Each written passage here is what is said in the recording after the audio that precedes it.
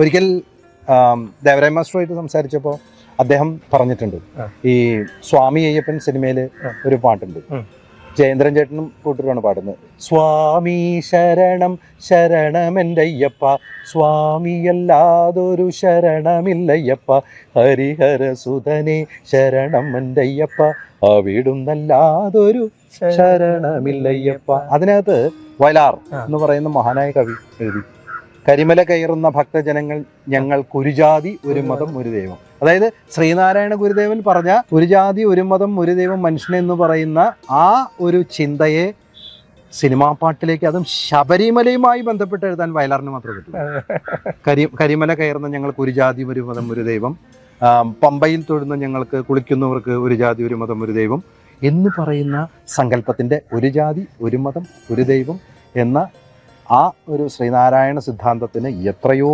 വർഷങ്ങൾക്ക് മുൻപ് തന്നെ ശബരിമലയിൽ ഇത് പ്രാവർത്തിക്കുന്നു. ഒരർത്ഥത്തിൽ ജാതിഭേദം മതദ്വേഷം ഏതുമില്ലാതെ സോദരത്തെ എന്ന് പറയുന്ന മാതൃകാസ്ഥാനം കൂടിയാണ്. ഏറ്റവും വലിയ മാതൃകാസ്ഥാനമാണ് ശബരിമല.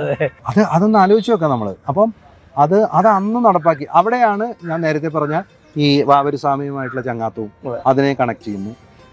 അവിടെ ഇരിക്കുന്ന മറ്റ് പ്രതിഷ്ഠകൾ, മാളികപ്പുറത്തമ്മ എന്നൊരു സങ്കല്പം, കൊച്ചുകടുത്ത സ്വാമി സങ്കല്പം, ഇതൊക്കെ സത്യം പറഞ്ഞു കഴിഞ്ഞാൽ ഇതൊക്കെ നമ്മളെ കണക്ട് ചെയ്യുന്നത് എന്തുകൊണ്ടാണെന്ന് വെച്ചാൽ, നിങ്ങൾ പരസ്പരം പോരാടാതിരിക്കൂ, നിങ്ങൾ പരസ്പരം വഴക്കിടാതിരിക്കൂ, നിങ്ങൾ നന്മയിലേക്ക് നടക്കൂ, അതിന് ഇവിടെ നോക്കൂ ഇവിടെ നോക്കൂ ഇവിടെ നോക്കൂ എന്ന് പറയുന്ന മനുഷ്യരാശിക്ക് എത്ര കാലം കഴിഞ്ഞാലും നൽകുന്ന ഏറ്റവും മഹത്തായ ഒരു സന്ദേശത്തിൻ്റെ ഒരു തീർത്ഥാടന കാലമാണ് ശബരിമല തീർത്ഥാടന കാലം. അങ്ങനെ മതമൈത്രിയുടെ മാനവ സാഹോദര്യത്തിന്റെ ശാന്തി മന്ത്രങ്ങൾ നിറയട്ടെ ഈ ശബരിമല തീർത്ഥാടന കാലത്തിൽ. വളരെ സന്തോഷം ജയേട്ട ഞങ്ങളോടൊപ്പം കൂടി.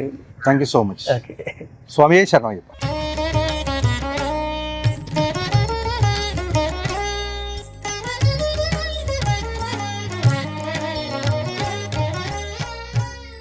ശരണവഴി ഇന്നിവിടെ പൂർണ്ണമാകുന്നു.